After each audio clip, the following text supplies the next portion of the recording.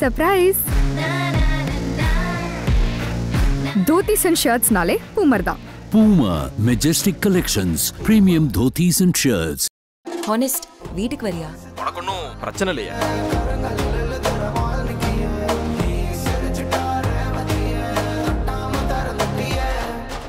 Holidays நாலே அது நம்ம GT Holidays தான். GT Holidays, South India's #1 travel brand. You know you are special when you're with GT Holidays.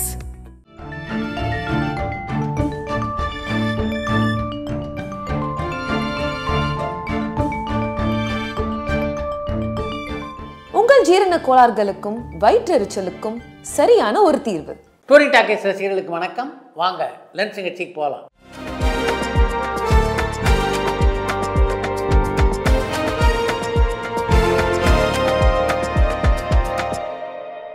என்னம்மா முதல் கேள்வி? சீமான் சார் இதுக்கப்புறம் ஒரு திரைப்படமாவது இயக்குவாரா?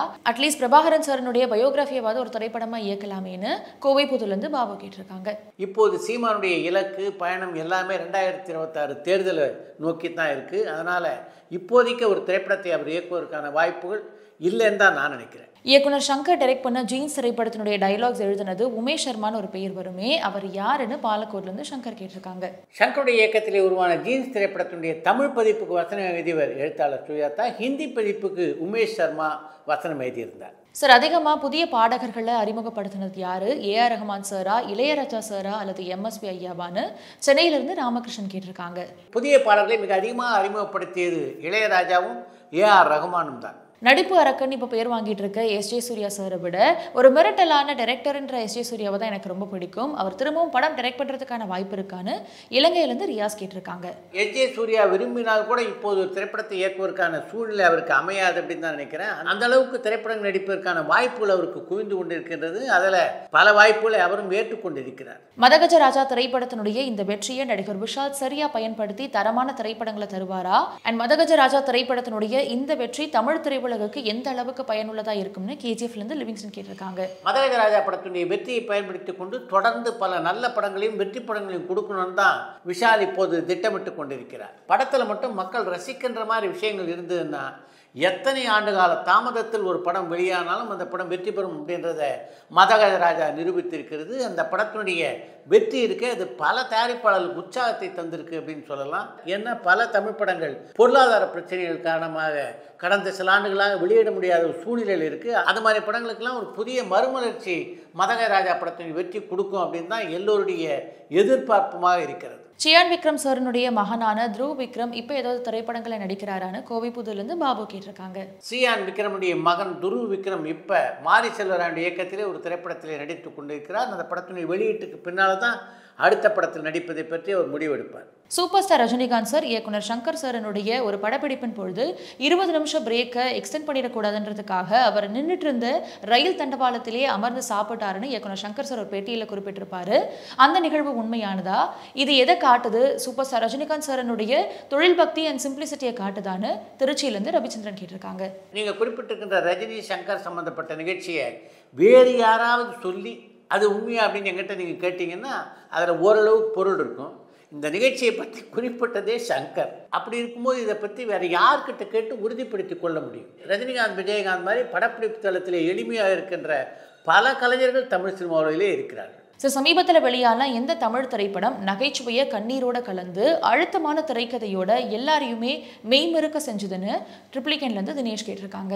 சமீபத்தில் வெளியான திரைப்படங்களில் லப்பர் பந்து, குடும்பஸ்தனாய் 2 திரைப்படங்களுமே நகைச்சுவை கலந்த உணர்ச்சிபூர்வமான படங்களாக அமைந்திருந்தன.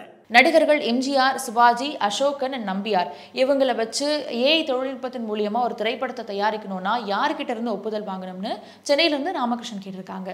ஏஐ தொழில்நுட்பத்தை பயன்படுத்தி எந்தெந்த கலைஞர்களெல்லாம் திரையில கொண்டு வரணும் அப்படின்னு நீங்கள் விரும்புகிறீங்களோ அந்த கலைஞருடைய குடும்பத்திலிருந்து அனுமதியை பெற்றே ஆக வேண்டும். இயக்குனர் சுந்தர் சி சார் இயக்குன உள்ளத்தை அள்ளித்தா, மேட்டுக்குடி ஆகிய திரைப்படங்களை தயாரிச்சு கங்கா கௌரி பட தயாரிப்பு நிறுவனம் ஏன் பல திரைப்படங்களை தயாரிக்கிறது இல்லைன்னு பாலக்கோட்லேருந்து சங்கர் கேட்டிருக்காங்க. சினிமா உலகத்தை பொறுத்தவரையிலே கதாநாயகர்கள் மட்டும்தான் 2-3 தோல்விக்கு பின்னாலும் இந்த சினிமா உலகத்தில் தாக்கு பிடிக்க முடியும். இயக்குநர்களுக்கும் திரைப்பட தயாரிப்பாளர்களுக்கும் அது போன்ற சலுகைகளை சினிமா உலகமும் தரதில்லை, ரசிகர்களும் தரதில்லை. கங்கா கௌரி புரொடக்ஷன்ஸ் தயாரித்த ஒரு சில படங்களுடைய தோல்வி காரணமாக தான் அவங்க தொடர்ந்து படம் எடுக்க முடியல. பாலியல் வன்கொடுமைகளை பற்றி செய்தி வாசிக்கிற செய்தி வாசிப்பாளர்களுக்கே இங்கே சேஃப்டி இல்லை. இதை ஏன் சொல்கிறேன்னா, சமீபத்தில் குமுதத்தினுடைய பெண் செய்தி வாசிப்பாளருக்கு அந்த சேனலுடைய ஹெட்டுனால பாலியல் துன்புறுத்தலை அனுபவிச்சு அவங்க தற்கொலைக்கு முயற்சி பண்ணியிருக்காங்க. அண்ட் அந்த சேனலுடைய ஹெட்டு பெரிய ஆளுன்றதுனால யாரும் கேட்க முன்வரலன்னு வருத்தம் தெரிவிச்சிருந்தாங்க. இன்னும் எத்தனை காலம் தான் பெண்களுக்கு இப்படி சேஃப்டி இல்லாத சூழ்நிலை இருக்கும்? இதை பற்றின உங்களுடைய கருத்து என்னன்னு ஆலந்தூர்லேருந்து அரபன் கேட்டிருக்காங்க. பாலியல் வன்கொடுமைக்கு எதிராக கடுமையான சட்டங்கள் நிறைவேற்றப்பட்டு கொண்டு வருகின்றன. அதனால் வெகு சீக்கிரமே அந்த குற்றங்கள் குறைவதற்கு வாய்ப்புகள் இருப்பதாகவே நான் பார்க்குறேன். சார், இப்போ பிரபலமாக இருக்கிற எந்த தமிழ் திரைப்படம் சர்வதேச திரைப்பட விழாக்களில் கவனம் ஈர்த்துச்சுன்னு பட்டுக்கோட்டையிலேருந்து ஹரி கேட்டிருக்காங்க. சமீபத்திலே எந்த திரைப்படமும் சர்வதேச திரைப்பட விழாவிலே நீங்கள் சொல்லியிருக்கிற மாதிரி கவனத்தை ஈர்த்ததாக தெரியல. சமீபத்தில் திரையரங்குகளில் வெற்றிகரமாக ஓடின ஒரு டெபியூ டைரக்டரினுடைய தமிழ் திரைப்படம் எதுன்னு பெங்களூர்லேருந்து ஸ்ரீராம் கேட்டிருக்காங்க. சமீபத்திலே திரையரங்களில் ஓடிய படத்தை குறிப்பிடுவதை விட ஓடிக்கொண்டிருக்கின்ற படத்தை குறிப்பிட வேண்டும் என்று விரும்புகிறேன். ராஜேஸ்வர் காளிசாமி என்ற அறிமுக இயக்குநருடைய இயக்கத்திலே உருவாகி இருக்கின்ற குடும்பஸ்தன் திரைப்படம் மிகப்பெரிய வரவேற்பை ரசிகர்கள் மத்தியிலே பெற்றுக் கொண்டிருக்கிறது. நாசர் சார் எந்த ஆண்டு நாசர் கலை கல்லூரின்ற தன்னுடைய சொந்த அரங்க கல்லூரியை தொடங்கினாரு? அதில் அவர் வித்தியாசமாக கற்பிக்கிற முறை என்னன்னு திருநெல்வேலியிலேருந்து ஹரிஷ் கேட்டிருக்காங்க. நீங்க குறிப்பிட்டிருக்கிற மாதிரி நாசர் கலைக்கூடம் அப்படின்னு ஒரு கலைக்கூடத்தை நாசர் எந்த காலகட்டத்திலையும் துவக்கியதா எனக்கு தெரியல. என்னுடைய கவனத்துக்கு வராமல் அது மாதிரி ஒரு கலைக்கூடத்தை நாசர் தொடங்கி இருக்கிறாரோ அப்படின்ற சந்தேகத்தில் நாசருடைய மனைவியான கமிலா நாசருக்கே ஃபோன் பண்ணி நான் கேட்டேன். எந்த காலத்துலையும் அப்படி ஒரு கலைக்கூடத்தை நாசர் தொடங்கியதாக எனக்கே தெரியலையே அப்படின்றாங்க அவங்க.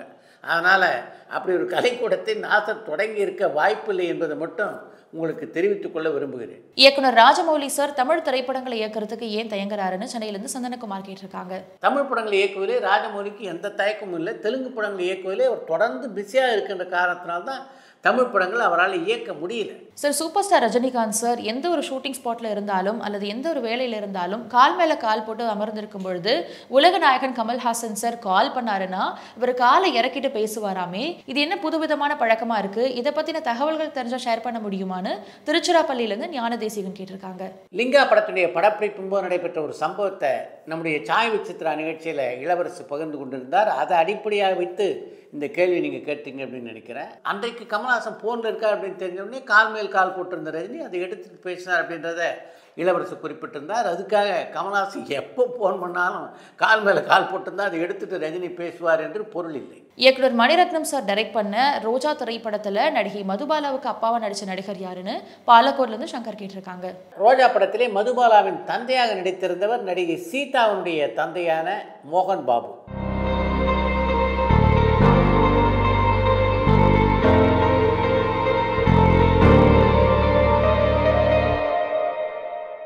சார், இயக்குநர்களுக்காக படங்களா அல்லது மக்களுக்காக படங்களா?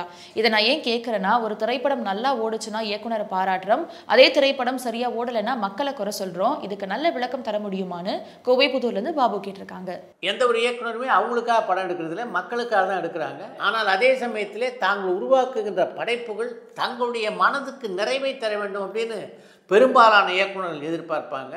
அப்படி அவருடைய மனதுக்கு நிறைவை தருகின்ற படங்கள் மக்கள் ரசிக்கின்ற படங்களாகவும் அமையும் போது இந்த படம் மிகப்பெரிய வெற்றியை பெறுகிறது.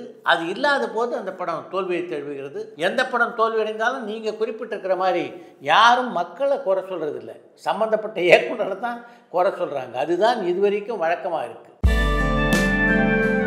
அடுத்து இன்று வர தகவல். நல்ல ரசிகன் தான் நல்ல கலைஞனாக இருக்க முடியும் அப்படின்னு சொல்லுவாங்க. அப்படிப்பட்ட ஒரு கலைஞனாகவும் ரசிகனாகவும் இருந்தவர் தான் நகைச்சுவை நடிகரான விவேக். உங்களுக்கு பிடித்த நகைச்சுவை நடிகர் யார் அப்படின்னு அவர்கிட்ட கேட்டால் போதும், உடனே மளமளமளவென்று தமிழ் சினிமாவில் எத்தனை நகைச்சுவை நடிகர்கள் இருந்தாங்களோ அத்தனை பேரையும் பட்டியலிட தொடங்கி விடுவார் விவேக். அவருக்கு பிடித்தமான நகைச்சுவை நடிகர்கள் பட்டியலில் சுருளிராஜனுக்கு ஒரு தனி இடம் உண்டு என்றே சொல்லலாம். எதுக்கு சிரிக்கிறோம், ஏன் சிரிக்கிறோம் நம்ம யோசிக்க விடாமல் நம்மை சிரிக்க வைக்க ஒரு சிலரால் தான் முடியும். அப்படிப்பட்ட ஒரு சிலரில் மிக முக்கியமானவர் சுருளிராஜன். அவரை பொறுத்த வரைக்கும் பஞ்ச் வசனங்கள்லாம் பேச வேணாம், வசனம் பேச வாயை திறந்தாலே போதும் மக்கள் சிரிக்க தயாராகி விடுவார்கள். எப்படி சிவாஜின்னா கட்டபொம்மன் நம்முடைய நினைவுக்கு வருவாரோ, எம்ஜிஆர்னா மதுரை வீரர் நினைவுக்கு வருவாரோ, அது மாதிரி சுருளிராஜன் சொன்னால் மாந்தோப்புக்கிளிய கஞ்சன் கேரக்டர் தான் எல்லோருடைய நினைவுக்கும் வரும். அந்த கஞ்சன் கதாபாத்திரத்தில் நகைச்சுவையை வாரி வாரி வழங்கிய வள்ளல் சுருளிராஜன் என்று ஒரு பத்திரிகை பேட்டியிலே பதிவு செய்திருக்கிறார் விவேக். நீங்கள் அந்த காலத்தில் விநியோகம் பண்ணதுக்கும் இப்போ திரைப்பட விநியோக முறை எப்படி இருக்குன்னு நினைக்கிறீங்க? அன்றைக்கி நிறைய டிஸ்ட்ரிபியூட்டர்ஸ் இருந்தாங்க. இன்றைக்கி டிஸ்ட்ரிபியூட்டர்ஸ் அப்படிங்கிற செக்மெண்ட்டே கிட்டத்தட்ட இல்லை அப்படிங்கிற ஒரு சூழல் தான். அதனால் இன்றைக்கி நம்ம படம் எடுத்தால் நம்ம ரிலீஸ் பண்ணுறதுக்கு நம்ம தயாராக இருக்கணும், யாரையும் டிபெண்ட் பண்ணக்கூடாது. அதையும் மீறி சில ரொம்ப சொற்ப எண்ணிக்கைகளில் இருக்கிற விநியோகஸ்தர்கள் இருக்காங்க. ஒரு சேலஞ்சிங்கான ஒரு சிச்சுவேஷன் தான். நீங்கள் ஆசைப்பட்டு அந்த நடிப்பு துறைக்கு எப்போ நுழைஞ்சீங்க? ராம் தங்க மீன்கள் முடித்து ரிலீஸ் அன்றைக்கி நாங்கள் அனௌன்ஸ் பண்ண படம் வந்து தரமணி. இமீடியட்டாக அடுத்த தயாரிப்புன்னு அந்த படம் ஷூட்டு ஸ்டார்ட் பண்ணி போயிட்டு இருக்கும்போது அதில் ஒரு கேரக்டர் செகண்ட் ஹாஃபில் ரொம்ப முக்கியமான ஒரு கேரக்டர் இருக்கும். அதுக்கு நிறைய ஆட்கள் வந்து நானும் ரெக்கமெண்ட் பண்ணேன், அவரும் பார்த்தாரு. சடனாக ஒரு நாள் ஆஃபீஸில் உட்காந்துருக்கும்போது என்ன கேட்டார், என்ன நடிக்கணுன்ட்டு வந்தால் நீங்கள் இந்த கேரக்டர் பண்ணுங்கள், அதுக்கு ரொம்ப பொருத்தமாக இருக்கும்னாரு.